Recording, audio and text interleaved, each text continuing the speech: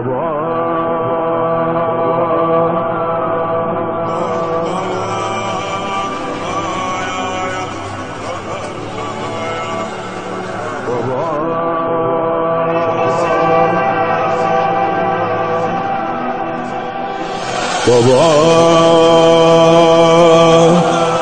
یه گوشه خواب بودم خیلی آروم، ولی پیچید تو گوشم صداشون نمی بردن اگه گوشواره هامون خودم می بخشیدم به دختراش. من بچه تو هم نمی بردن خودم هم بهشون میدادم. گذشت و گم شدم توی بیابون، بچم گم شد. آخه از غافله جا مونده بودن، یکی اومد برم گردون بابا، ولی کاشکی همون جا مونده بود.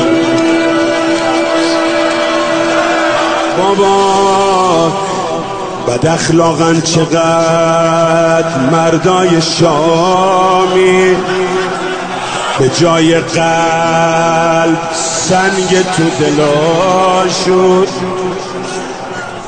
با این دستای سنگینی که دارن دلم میسوزه واسه بچه هاش. یه جوری زد چشام تار هنوزم، یه جوری زد آی آی آی قدم از در خمون، جای دستش یکم بهتر شده اما جای انگشترش رو صورتم.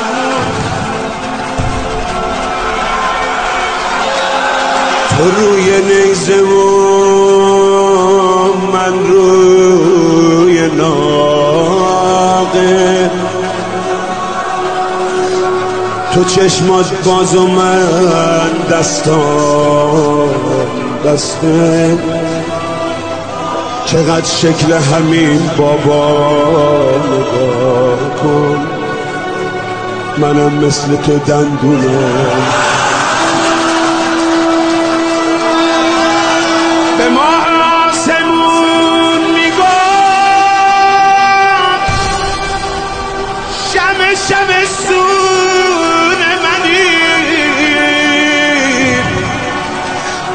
یاد عموم بخیر که تو مثل عمو جون منی.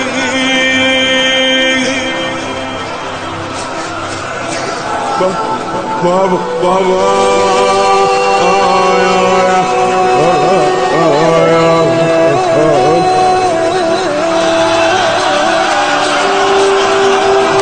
میگم به داد بچه برس به حق و حق افتاد. بابا منو ببر،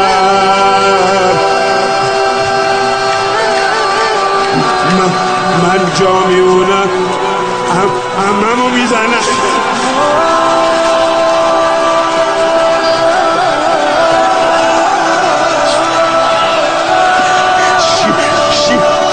شیرین زبونی تموم شد.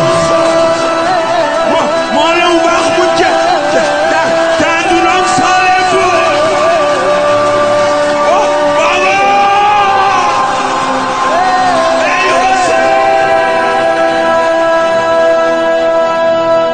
Abarots.info